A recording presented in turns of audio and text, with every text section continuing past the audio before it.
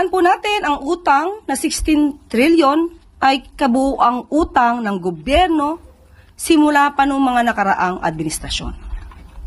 At tatandaan din po natin ng ang administrasyon ni dating Pangulong Duterte ang naitalang may pinakamataas na naging utang. Isang mapagpalang araw po sa lahat ng aking mga manunood dito sa Pilipinas at sa ibang bansa, lalo na sa mga taga Bicol. Hello po sa inyo at sa mga taga Cebu. Hello, hello, hello, hello. Maraming salamat po sa mga masugid kong taga-suporta sa aking mga subscribers and followers na talagang laging nakaabang. Maraming salamat po sa inyo.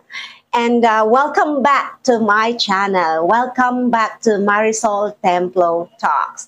Sa araw na ito, pag-uusapan po natin ang tungkol sa mga sinabi ni VP Sara na bakit daw umabot sa 16 trillion pesos ang utang ng ating bansa at bakit daw kailangan gawing tourist spot ang San Juanico Bridge at ang mga banat syempre ni Yusek Claire Castro sa kanya. So bago tayo magpatuloy, sa mga hindi pa po nakasubscribe, please subscribe, like, and share this video and comment down your